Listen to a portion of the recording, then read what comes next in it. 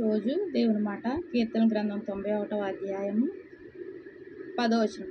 నీకు అపాయమేమీ రాదు, ఏ తెగులును నీ గుడారమును సమీపించదు.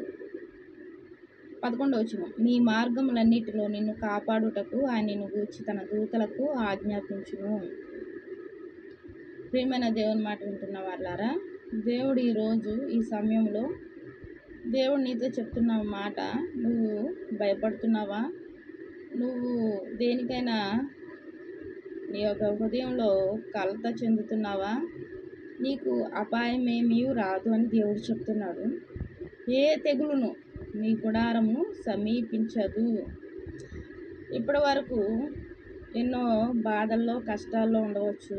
ఇక నుంచి ఏ తెగులు అంటే తెలుసు కదా, అనారోగ్యాలు, నీరసాలు, రకరకాలవి, ఏ తెగులును నీ గుడారమును సమీపించదు. ఈ రోజు నుంచి, ఈ సమయం నుంచి నీ గుడారం కావలిగా దేవుడు ఉంటున్నాడు.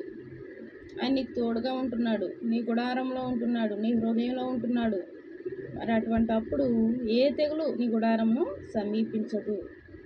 నీ మార్గములన్నిటిలో నిన్ను కాపాడుటకు, నువ్వు ఏ మార్గంలో వెళ్తున్నావో, ఏ పని మీద బయటకు వెళ్తున్నావో, ఏ ఉద్దేశంతో వెళ్తున్నావో, ఈ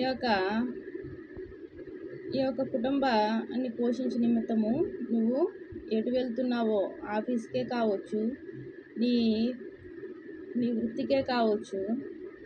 వృత్తి అంటే కొంతమంది ఏం చేస్తారు, చెక్కలు చెక్కుతారు, వడ్రంగి పని. ఇంకా కొంతమంది బిజినెస్లు, వ్యాపారం, ఇలా రకరకాల జీవనోపాధి కోసం వారు ఎంతో శ్రమ పడుతూ ఉంటారు. అందు నిమిత్తము వారు బయటికి వెళ్ళాల్సి ఉంటుంది. దేవుడు చెప్తున్నాడు, నీ మార్గములన్నిటిలో నిన్ను కాపాడుటకు ఆయన నిన్ను గూర్చి తన దూతకు ఆజ్ఞాపించును.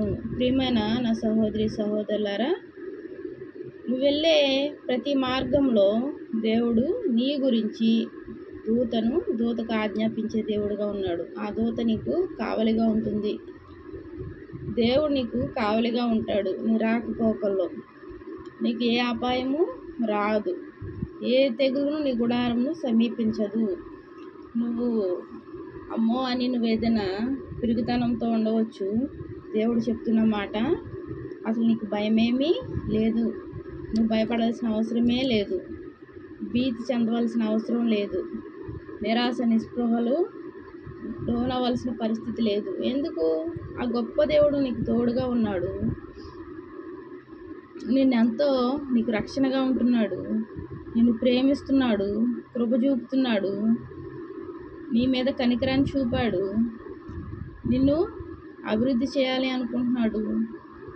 అంత మాత్రమే కాకుండా ఏ అపాయము రాకుండా, ఏ తెగులు నీ గుడారాన్ని సమీపించనివ్వకుండా నీ మార్గంలో నిన్ను కాపాడుటకు ఆయన ఒక దూతను కూడా ఆజ్ఞాపించడం జరిగింది. ప్రియమైన నా సహోదరి సహోదరులారా, దేవుడు ఎంతగానో ప్రేమించాడు. ఆయన కృపను బట్టి మనం వందనాలు తెలియజేసుకుందాం. దేవునికి వందనాలు ప్రార్థన చేసుకుందాం. మహాప్రేమ గల తండ్రి, కృపగల నాయన, నీకు ఎన్నో వందనాలు, స్తోత్రాలయ్యా. నువ్వు ఎంతగానో ప్రేమించావు తండ్రి. నువ్వు ఇచ్చిన రక్షణ బట్టి వందనాలు చెల్లించుకుంటున్నామయ్యా. అంత మాత్రమే కాకుండా ఏ అపాయం రాకుండా, ఏ తెగులు మా గుడారం సమీపించకుండా ప్రభా నాయన తండ్రి, మా మార్గంలో ప్రభా, మా ప్రయాణాల్లో ప్రభా యేసయ్యా తండ్రి నాయన, నువ్వు మాకు తోడుగా ఒక దూతను పంపినందుకు వందనాలు చెల్లించుకుంటున్నాను. మాకు ఒక దూతను ప్రభా నాయన కావలిగా ఉంచినందుకు వందనాలు చెల్లించుకుంటున్నాను.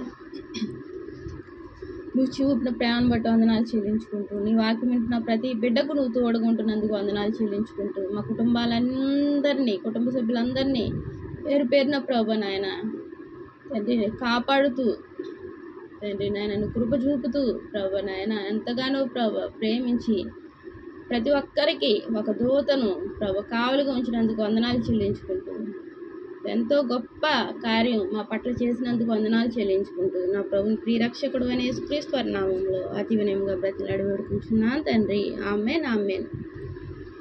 అందరికీ ప్రైజ్.